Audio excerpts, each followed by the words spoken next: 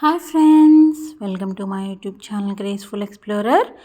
ఈరోజు నేను మేము సంవత్సరం అంతా నిల ఉండేలా కారం ఎలా ప్రిపేర్ చేసుకుంటామో చూపించబోతున్నాను.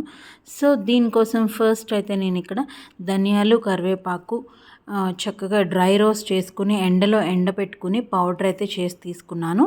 అండ్ దీంట్లోకి ఫస్ట్ మనం సాల్ట్ అయితే యాడ్ చేసుకోవాలి. చూసారు కదా, మేము ఇది పచ్చడి కోసం తెప్పించుకున్న ఉప్పు. సో ఆ ఉప్పు అయితే ఇందులో మిక్స్ చేస్తున్నాం కొంచెం. వీటి క్వాంటిటీస్ మీకు కావాలి అంటే కామెంట్ బాక్స్లో కామెంట్ చేయండి. చూసారు కదా, ఉప్పు అయితే యాడ్ చేసేసుకున్నాం. నెక్స్ట్ దీంట్లోకి ఆవాలు, మెంతులు కలిపిన పిండి అయితే యాడ్ చేసుకోవాలి.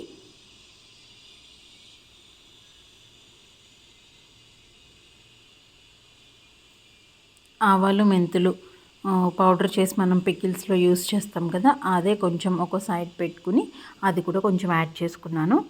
నెక్స్ట్ దీంట్లోకి కొంచెం పసుపు యాడ్ చేసుకోవాలి.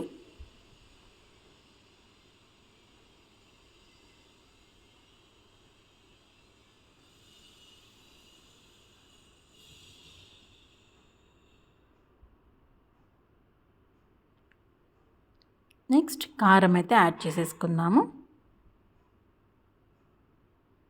అండ్ నేను ఈసారి గార్లిక్ క్లోవ్స్ అనేది యాడ్ చేయలేదు. మీరు గార్లిక్ కూడా యాడ్ చేసుకోండి, చాలా టేస్టీగా ఉంటుంది. అండ్ ఇది సంవత్సరం అంతా నిల్వ ఉంటుంది. మనం చక్కగా జిప్లాక్ కవర్లో పెట్టేసుకుని డీప్ ఫ్రీజర్లో స్టోర్ చేసేసుకుంటాం.